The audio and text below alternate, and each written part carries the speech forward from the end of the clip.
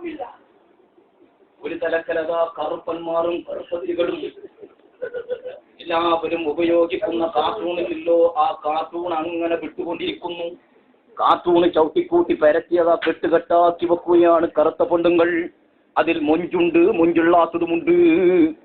അതിനെയും പഞ്ചാരടിച്ച് നടക്കുന്ന കുറച്ച് ഹറാം വെറുപ്പ് ചക്കന്മാരാ സൂക്കലുണ്ട്.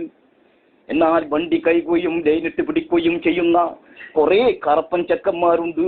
അവര് നമുക്ക് ആവശ്യമുണ്ട്. കാരണം തിക്കും തിരക്കിലും വരുന്ന വണ്ടിക്ക് കൈ കാണിച്ചു നിർത്തി അവരാ ഗ്യാപ്പിലേക്ക് നമ്മളെ വണ്ടി കയറ്റിവിടുന്ന സംഭവമുണ്ടല്ലോ, അത് സ്വർഗം കിട്ടുന്നതിന് തുല്യമാണ്.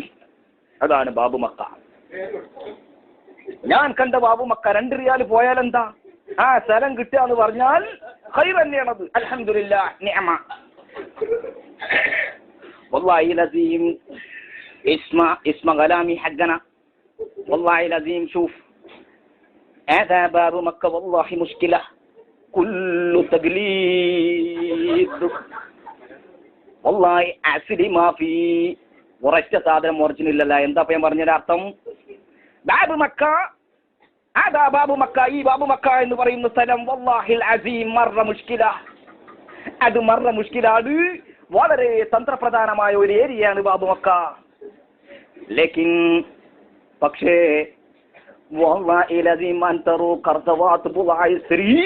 നീ എങ്ങാനും ഇസ്ത്രീയാക്കാൻ, അല്ലെങ്കിൽ ഇസ്ത്രീ എന്ന് പറയുമ്പോൾ നിങ്ങൾ ഉദ്ദേശിക്കുന്ന ഇസ്ത്രീ പറ്റിയല്ല.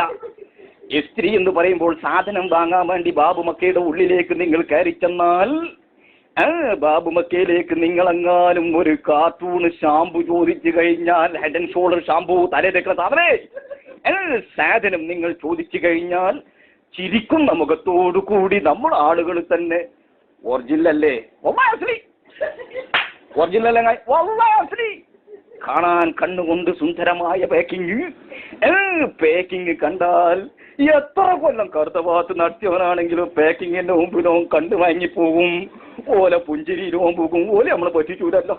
എന്നും വന്ന് സാറെടുക്കണല്ലോ 12,000 റിയാൽ. ഓലിപ്പോ നമ്മളെ പറ്റിച്ചോ? ഈ സാധനം കടക്കാരെ മുമ്പിലേക്ക് വലിച്ചിട്ട് 186 റിയാൽ എന്ന് പറയുമ്പോൾ അതാ കിടക്കുന്നു ബാക്കിന്ന് ചവിട്ടാണി കഞ്ഞൂക്കര അടി പൊന്നീച്ച പാർന്ന സൈസ് ഹറാം പറഞ്ഞോനെ ദുബായ്. هذا كله تقليد ما في عازلي لا حول ولا قوة إلا بالله. شوف أنت فطورة كلامنا. ഞാൻ പറഞ്ഞു ഈ 10 നോക്ക് 184 റിയാൽ 1 റിയാലേ ഞാൻ എടുത്തിട്ടുള്ളൂ. ലാ വല്ലാഹി